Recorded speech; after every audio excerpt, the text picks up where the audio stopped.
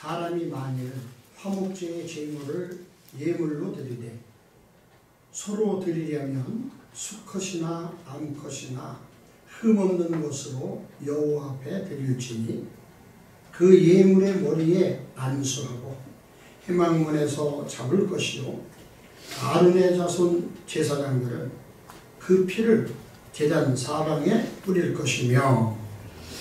아멘.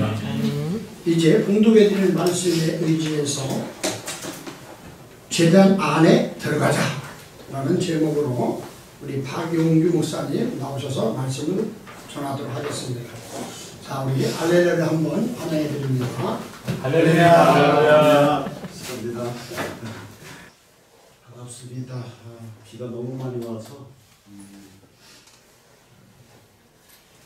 곳곳에 많은 어려움이 있는데 그래도 하나님 지켜주시고 인도해주시는 그런 은혜 가운데 예배드리게 해주셔서 감사하고, 오늘 본 말씀은 성막에 대한 말씀이 있는데, 이 성막은 성경에 한 50장 이상 이렇게 기록이 되어 있죠.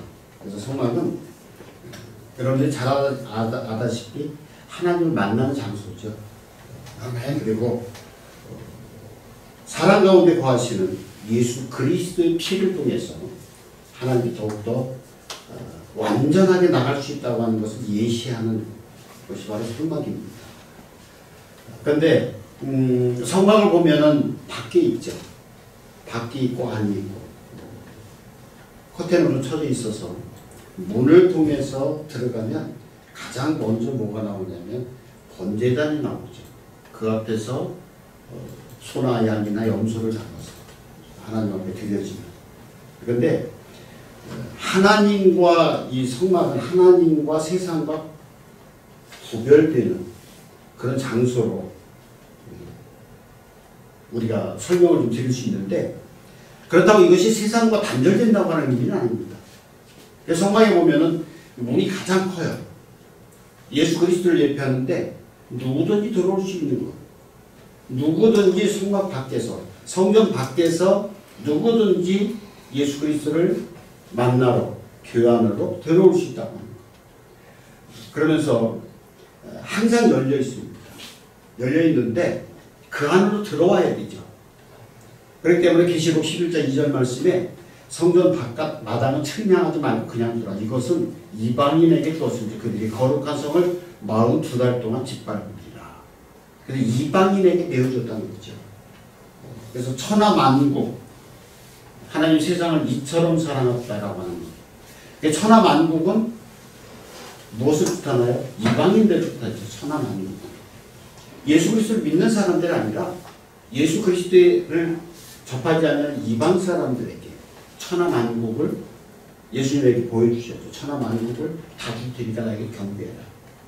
이런 의미에서 안으로 들어오는 자와 밖에 거하는 자.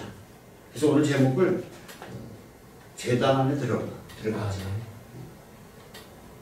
그러면서 출애굽기 32장 26절 말씀에 이에 모세가 진 문에 서서 이르되 누구든지 여호와의 편에 있는 자는 내게로 나오라며 네 자손이 다 모여 그에게로 가는지라. 이렇게 기록이 되어 있습니다. 그래서 누구 편에 설 것인가라고 하는 것을 묻는 거죠. 아, 밥 되는 소리래요. 뭐 터지는 소리도 아니고. 내가 섬길 자는 누구냐라고 하는 거죠. 그게 신앙의 선택이죠. 갈멜산에서 엘리야가 많은 사람들, 바알 선지자 850명과 더불어서 대결할 때도 오늘날 이게 너희들이 섬길 자가 누구인가를 확실히 보라고 하는 그런 내용입니다. 너는 확실하라. 너는 확실해라. 누구를 섬길 것인가? 누구를 붙들 것인가? 성경 전체를 보면은 인간과 하나님과 맺은 언약이 두 가지가 있습니다. 언약, 말씀으로 맺은 언약. 그래서 먼저 에덴 동산에서 하나님과 아담이 맺은 언약이 있죠. 근데 이게 온 인류의 대표를 하는 아담이죠. 근데 이 언약을 대표로 하나님과 맺었습니다. 하나님께서 아담을 영생하는 존재로 만드셨는데 단 한 가지 조건이 있었어요. 모든 동산에 있는 모든 과일을 다 먹되 동산 중앙에 있는 선과 악을 알게 하는 나무는 과일 절대로 먹지 말라. 근데 어떻게 됐죠? 파괴시켰죠. 인간이 파괴시켰습니다. 실패했죠. 그래서 아담은 온 인류에게 원죄라고 하는 멍에를 뒤집어 씌웁니다. 그러니까 우리가 내가 죄가 없다 라고 생각하는 사람들이 많은데, 원죄라고 하는 것, 예수 그리스도를 믿지 아니하면 이 원죄에서 벗어날 수 없죠. 예수 그리스도 피를 통해서만이 이 원죄에서 우리가 벗어날 수 있는데, 많은 사람들이 그렇게 생각하지 않죠. 난 착하게 살으니까, 난 도덕적으로 아무런 하자가 없으니까 이렇게 살아갑니다. 그런데 이제 하나님께서는 이 언약을 영생하겠다고 맺은 언약을 인간이 파괴했는데, 거기에다가 안 되니까 은혜의 언약을 다시 주신 겁니다. 근데 이 언약의 핵심은, 은혜의 핵심 내용은 뭐냐면, 누구든지 자기 노력이나 자기 선이나 자기 의를 의지하지 않고 예수 그리스도를 구주로 믿는 자, 죄사함을 얻는 자, 이런 자는 영생을 내가 너희들에게 주리라고 약속을 하신 것이다. 아멘. 그렇기 때문에 우리가 내 의, 그래서 예수 그리스도를 믿는 사람들이 가장 먼저 해야 될 게 뭐냐면, 나 자신을 버리는 거죠. 내 자아가 깨지는 거예요. 이게 참 힘들어요. 내 자아가 깨지는 게 너무 힘들어요. 안 깨고 싶어요. 안 깨고 싶어요. 이 자아를 안 깨고 싶어요.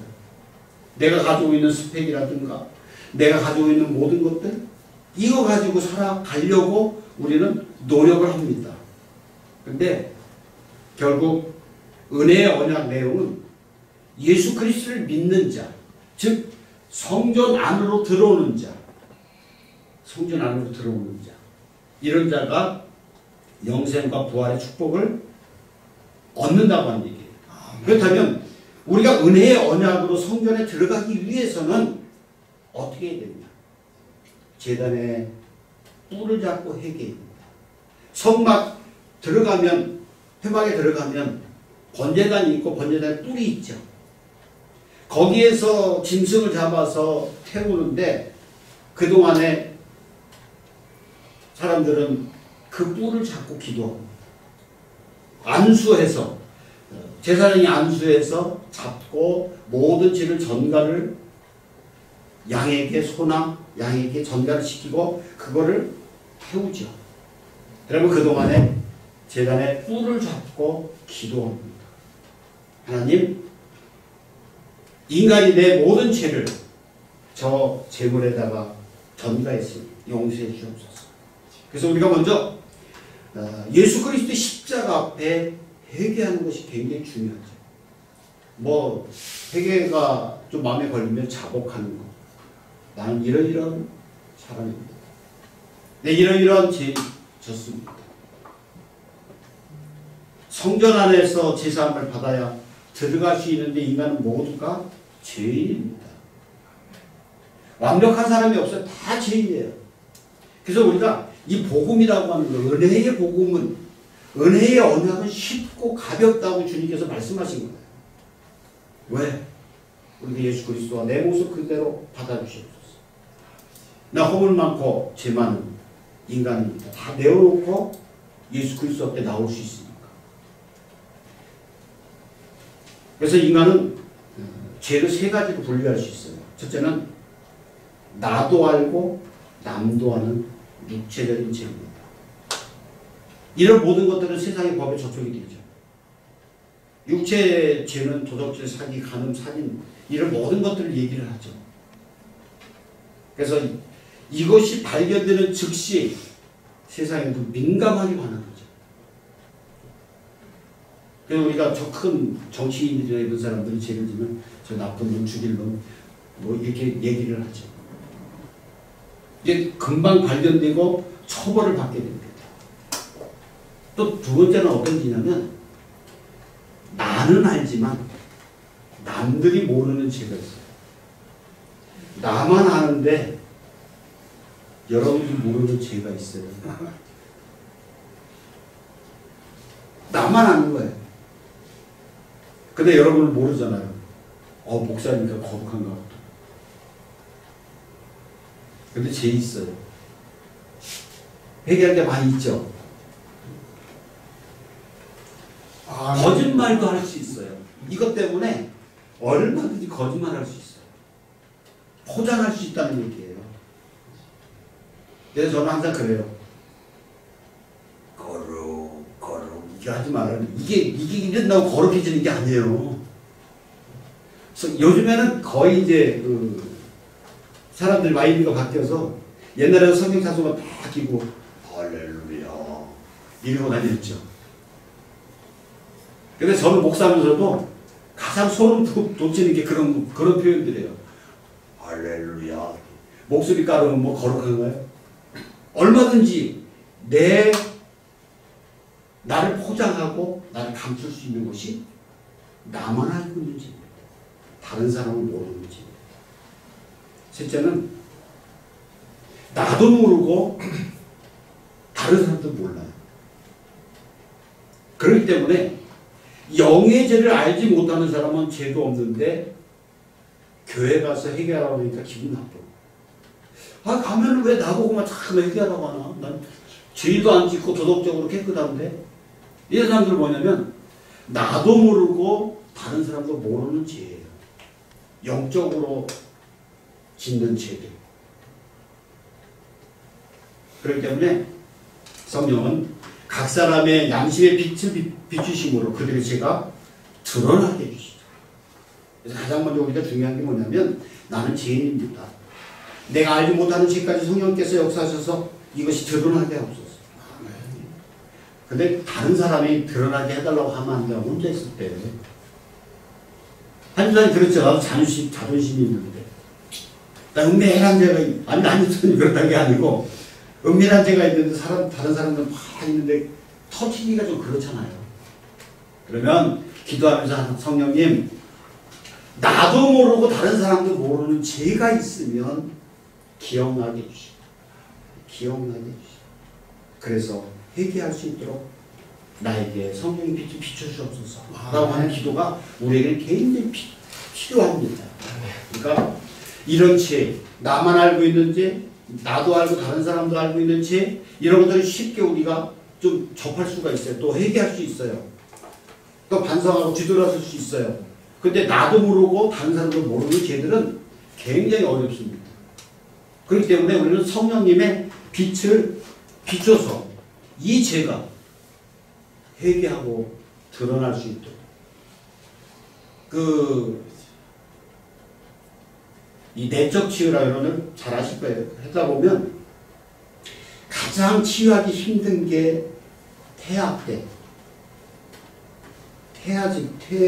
받은 상처들. 이거 드러나기가 굉장히 힘들어요. 내 속에서 끄집어내야 되는데 그걸 끄집어내기가 너무 어려워요.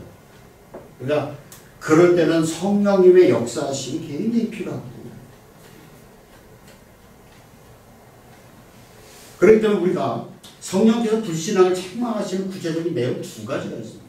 예수 그리스도를 알지 못하는 죄, 예수 그리스도를 나의 구주로 영접하지 못하는 죄, 이런 죄들이 굉장히 큰 거죠. 그러니까 사람들이, 믿지 않는 사람들이 나는 죄인이 아니야라고 생각을 하기 때문에 예수 그리스도를 영접하지 못하는 거죠. 내가 죄인입니다라고 생각할 때에 모든 사람들이 영접할 수 있죠. 내가 병이 들었다라고 하는 것을 인식하고 그 다음부터는 병원에 자주 가듯이 내가 죄인이라고 하는 것을 인식했을 때에 우리는 주님 앞에 나와서 회개하며 찬양하며 기도할 수 있는 겁니다. 그래서 신앙의 가장 큰 적은 뭐냐면요, 합리화입니다. 이게 굉장히 합리화시킬 때, 이 정도면 뭐 내가 잘하고 있지 뭐. 내가 이 정도 봉사하고 이 정도 기도하고 이 정도 뭐를 하면 합리화하거든요. 아니야, 괜찮아. 저도 합리화시킬 때 굉장히 많아요. 뭐 할 수 없지 뭐. 요거 우리가 믿음 생활하면서 굉장히 경계해야 될 게 합리화라는 거죠. 그래서 영적인 죄 때문에 멸망하게 되죠. 우리 다른 것보다 영적인 죄가 죄 때문에 멸망하게 되는데 성령께서 불신앙을 창망하시는 두 가지 내용이 있습니다. 이건 뭐냐면 첫째 보면 유대인들이 예수 그리스도를 받아들이지 않죠. 지금도 예수 그리스도를 받아들이지 않아요. 왜 그러냐면 예수 그리스도는 말구에서 탄생하셨잖아요. 근데 그들 유대인들이 생각하는 메시아는요 왕의 계열에서 나와야 돼요. 왕의 계열에서 왕처럼. 그래서 받아들이질 않아요. 물론 다른 이유도 있어요. 십자군 때 들어와서 그들에게 십자가를 앞에 세우고 유대인들이 너무너무 실망한. 터키 같은 데는요 성령 찬송을 못 갖고 들어가잖아요. 거기는 90% 이상이 이슬람교잖아요. 그때 십자군들이 들어가서 임신한 여자들 배가 긁고 이런 것 때문에 거기는 철저하게 기독교를 배척을 합니다. 이런 여러 가지 이유가 있는데 받아들이지 않았어요. 결국은 자기들이 예수 그리스도를 십자가에 못 박고 미워하게 됐죠. 그런데 이러한 그들의 죄를 성령이 드러나게 하십니다. 그래서 요한복음 15장 26절에 말씀하신 보혜사고 아버지께서 나오시는 진리의 성령이 오실 때 그를 증거하실 것이라는 말씀과 일맥상통하죠. 그리고 두 번째로는 예수님을 보지 못하고 세상 죄에 대한 것입니다. 예수님을 보지 못하는 것. 성령 강림절 이후에 세계 각처에서 각처에 전파가 되죠. 그래서 복음을 믿지 않는 자들도 유대인들과 동등하게 죄인임을 드러내십니다. 그러니까 유대인들은 어떤 세상이에요? 선민의식이에요. 하나님의 선택한 민족이라고 하는 그 자체가 굉장히 크죠. 유대인들이. 그런데 그들이 믿지 않는 것. 그런데 예수님은 뭐라고 하셨어요? 영접하는 자 그 주의 그의 이름을 믿는 자에게는 하나님의 자녀가 되는 권세를 주셨다는 겁니다. 요한복음 1장 12절 말씀이 있죠. 그러면서 뭐라 그랬어요? 아들에게 순종치 아니한 자는 영생을 보지 못하리라고 요한복음 3장 18절 말씀을 기록을 하고 있습니다. 영접하는 자 그 이름을 믿는 자에게는 하나님의 자녀가 되는 권세를 주시지만 그 아들에게 순종치 아니하는 자는 영생을 보지 못하리라고 또 말씀하십니다. 요한복음 8장 24절 말씀에서도 너희가 만일 내게 그인 줄을 믿지 아니하면 너희 죄 가운데서 죽으리라 말씀하십니다. 그래서 성령을 믿지 않는 자와 나의 죄와 그에 따른 사망에 대한 대해서 세상으로 하여금 깨닫지 못하게 하시죠. 왜냐하면 세상은 어둠 속에 있기 때문에 스스로 자신이 어둠을 인식하지 못합니다. 그런데 성령님의 빛을 비췄을 때에 내가 죄인임을 깨닫게 됩니다. 아멘. 저는 그걸 이렇게 좀 설명을 드려요. 자동차를 타고 가는데 앞에 창문이 있죠. 창이 앞 유리가 내가 깨끗이 닦은 것 같은데 햇빛이 비치면 깨끗해 보여요? 안 깨끗해 보여요? 굉장히 더러워요. 난 깨끗이 닦은 것 같은데. 근데 어둠을 비치는 라이트를 켜고 가면 전혀 더럽거든. 더러운 거 모르거든.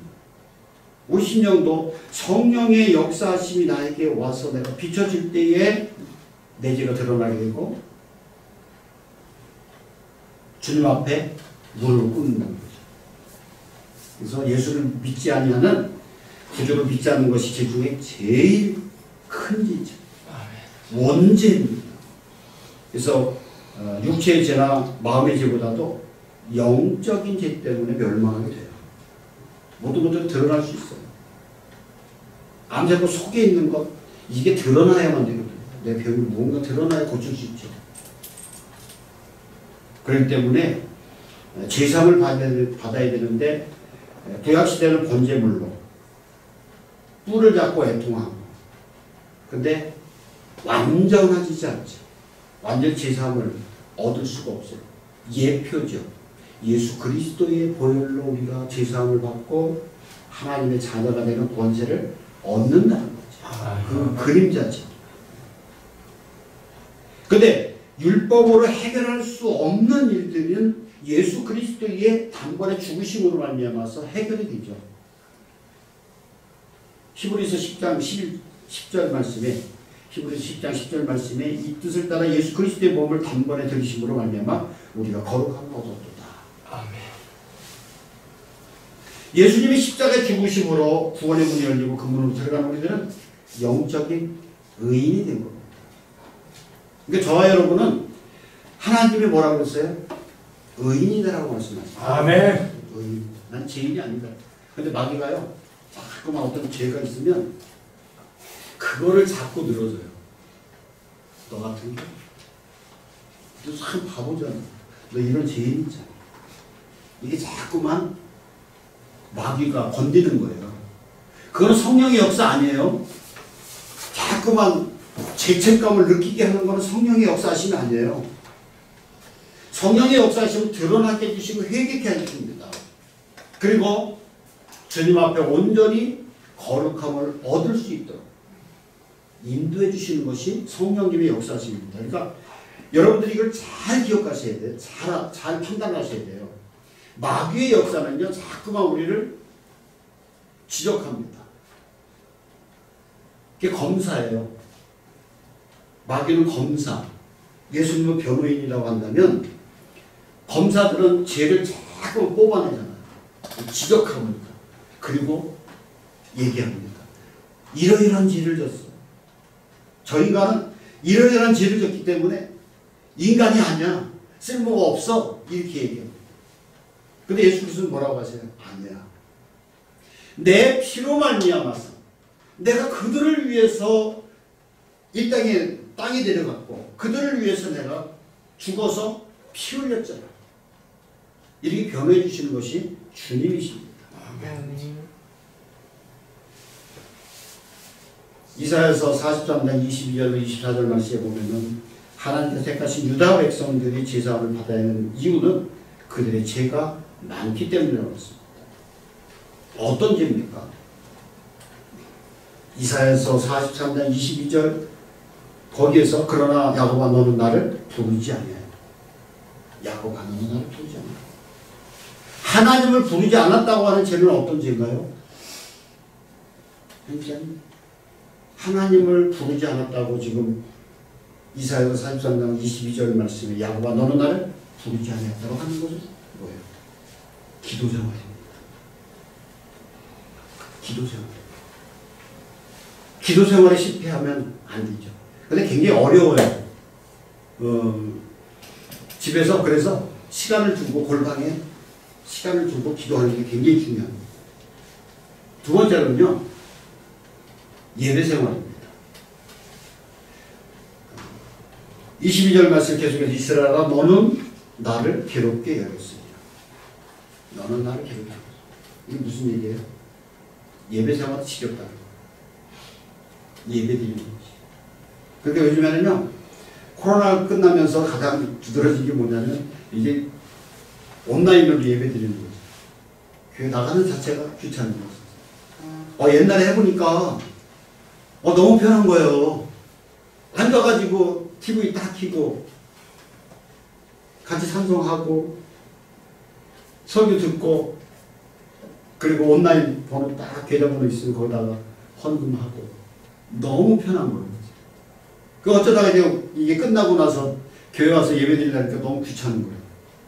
화장도 해야 되지, 옷도 갈아야 되지, 또 나와야 되지. 그래서 이스라엘 백성들이 하나님께서 죄라고 예배 생활에 실패다. 그러니까 지금 우리는 이걸 잘 깨달아야 돼요. 잘 생각하셔야 됩니다. 귀찮을 때 있어요. 저도 여기 오려면은 새벽 5시에 일어나가지고요. 준비하고 6시에 밥 먹고요. 그리고 7시에 나와요. 힘들었죠? 아니요. 근데 아닙니다. 생활입니다. 기쁨으로 옵니다. 여러분들이 너무 보고 싶어서. 그래서 저는 참 감사한 게 그거예요. 은퇴하면요, 후배 교회 가기도 그래요. 후배들 부담 굉장히 가져요. 그 눈치 보여서도 못 가요 또. 그 어디 교회 할 건가. 그래서 제가 아는 목사님 여기도 지금 원로 목사님들만 예배 드리는 예배당을 하나 만들었다고 오라 그러는데 그 정도로 이게. 근데 저는 설교하러 다니잖아요. 여기서도 가끔만 나는 제가 저를 생각할 때 굉장히 부족한데 내가 열심히 목회를 열심히 한 것 같지도 않고 그렇다고 제가 능력 있고 그런 목사도 아닌데 좀 와서 이 난 예배를 강대상을 내준다는 게 굉장히 어려운 문제예요.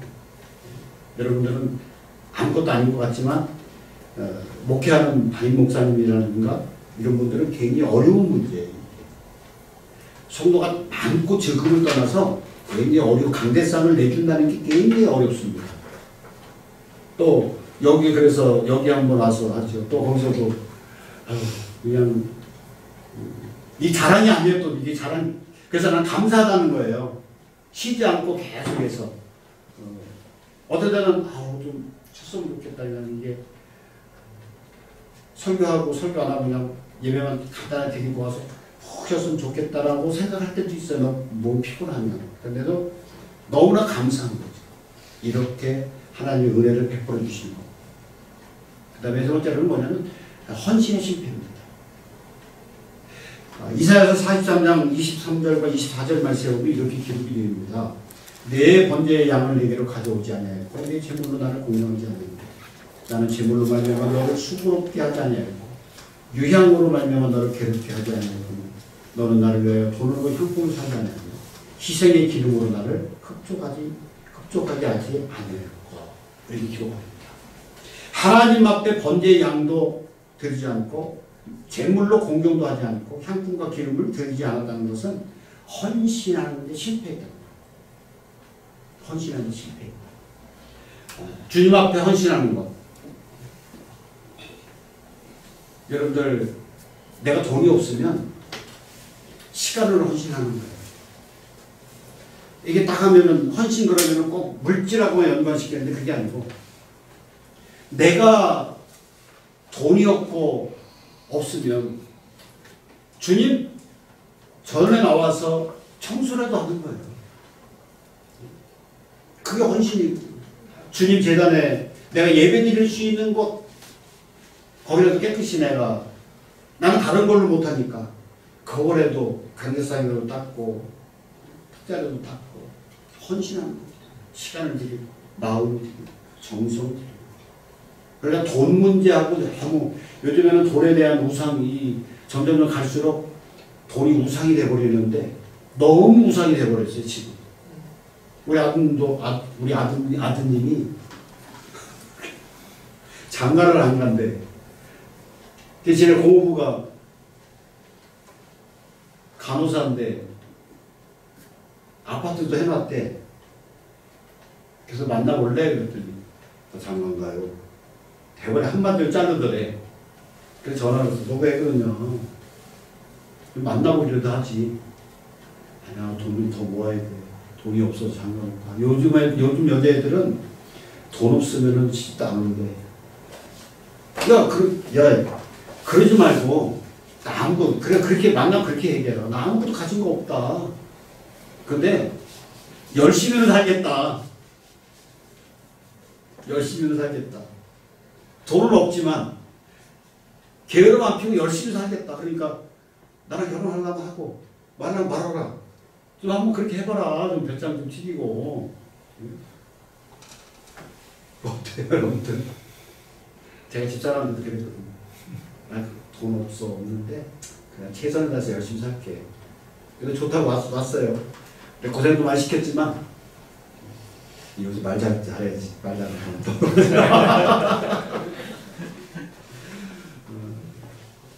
헌신하는 거. 그리고 그 다음에 경건의 실패입니다. 내 지침으로 나를 수고롭게 하며 내 죄악으로 나를 괴롭게 하는 겁니다. 경건 생활의 실패라는 거죠. 죄짐을, 죄악의 집을. 그래서 하나님의 그 구원받은 백성들은요,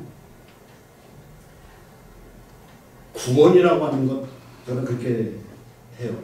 세 가지가 있는데, 잘대로 제 또 졸다가 또 저 이단이 우리 교회 와서, 저기서 오늘 이단 목사가 우리 교회 와서 설교했다고 하지 마시고, 첫째로는 예수 그리스도를 영접하면 구원 얻는 것. 내 이름 생명책에 기록된 첫 번째 기본적인 구원입니다. 그 다음 두 번째는 뭐예요? 이 건설 구원인데, 내가 하나님의 자녀가 됐고 내가 성전이 됐으면 거기다가 계속해서 진행형이에요. 계속해서 성전의 아름다움을 줘야 돼요. 이게 성화거든요. 근데 개신교는 이 성화 부분에 대해서 굉장히 좀 소홀해요. 아름답게 져줘야 되거든요. 이 성화 부분이, 이 부분을 굉장히 우리가 강조를 하면서, 물론 행위로 구원받는 건 아니에요. 행위로 구원받는 건 아니에요. 그런데 이 부분에서 아름답게 내 성전을 건축했을 때의 영화, 아버지 앞에 갔을 때의 상급이 있다는 거죠. 상급이 크다는 거예요. 이 건설을 내가 지금 살아가면서 희생하고 봉사하고 충성하고 모든 것을 한 모든 것들이 아름답게 성전이 지어지면 아버지 앞에 가서 아름다운 상급이 있다는 거예요. 그래서 요한복음 13장 보면 예수께서 잡히기 전날 제자들의 발을 씻기는 장면이 나옵니다. 그래서 베드로가 얘기했을 때에 이미 목욕한 자는 목욕할 필요 없다. 발만 씻으면 됩니다. 이건 회개거든요. 이미 우리는 구원받은 자들이에요.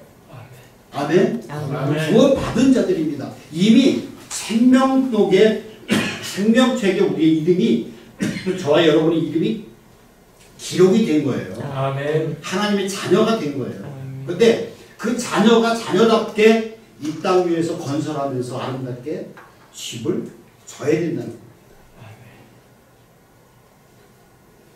그렇기 때문에 우리는 선한 열매를 맺으면서 살아야 돼요. 저번에는 그랬죠. 아름다운 열매를 맺는 좋은 나무가 되자. 이게 맞나? 모르겠네. 나 설교하면 그 다음 잊어먹었어요. 여러분 잊어먹었죠? 얼마 좋은가 몰라. 그래 또 하지. 또 하지. 그래서 제단의 뿔을 잡고 기도하는 것. 우리는 제단의 뿔을 잡고 기도하는 거 놓치면 안 된다. 아멘. 이미 우리는 성전 안으로 들어왔으니까. 성전 안에 들어와서 예수 그리스도의 보혈의 피로 말미암아서 하나님의 자녀가 됐으니까 그 자녀들은 이제 제단의 뿔을 잡고 제단의 성령의 역사심을 잡고 기도하는 것. 그러면서 그렇게 할 때에 아름다운 열매를 맺을 수가 있습니다. 아멘. 그래서 우리가 이렇게 건축하다 보면 완벽한 건축이 아니잖아요. 우리는 지금 완벽한 건축이 아니고 건축되어져 가는 진행형으로 가기 때문에 거기다 보면은 더러운 거 있을 수도 있어요. 추한 거 있을 수 있어요. 잘못해가지고 설계도를 변경할 수도 있습니다. 그러나 그러면서 깨어지고 부서지고 해도 우리는 절대로 주저앉는 것이 아니라 계속해서 일어나서 걸어가는 것. 나 홀로 지치고 나 홀로 무엇을 할 때에 나 혼자 가는 것 같지만 절대로 그렇지 않습니다. 인디안에 그 성인식 하는 데가 있어요. 인디안 어느 족속인가 제가 잊어먹었는데 성인식 하면은 그 성인식은 그 성인식을 하는 아이가 밤에 나갑니다. 광야로 내보내요. 광야로 내보내면 광야 같은 경우는 굉장히 위험하잖아요. 정글이나 밀림 산속으로 내보내면 굉장히 위험하잖아요. 그러면 그 아들이 혼자서 군에서 담력 훈련할 때도 굉장히 혼자 떨어져서 무섭잖아요. 아이는 밤새도록 산속에 들어가서 혼자 있어야 돼요. 밤을 지새야 돼요. 그런데 그 아이는 혼자인 줄 알아요. 성인식을 하기 때문에 이 산속에 아무도 없고 나 혼자 있구나. 이거 얼마나 무섭겠어요. 그런데 놀라운 사실은요. 그 아버지가 그 아이의 뒤를 무기를 가지고 화살을 가지고 보호하면서 계속해서 따라가고 밤새도록 그 아들을 지켜주신다는 사실이에요. 우리는 마찬가지입니다. 나 홀로 있는 것 같지만 절망스러운 일도 있을 때가 있지만 그러나 주님은 그렇게 나를 지켜주시고 보호해주십니다. 아멘. 그래서 우리는 이미 성전 안에 들어왔으니까 제자의 뿔을 잡고 날마다 기도하며 또 그렇게 돼서 아름다운 열매를 맺는 아름다운 성전을 구축하고 건설하는 그런 삶이 되시길 주님의 이름으로 축복합니다. 아멘. 기도합니다.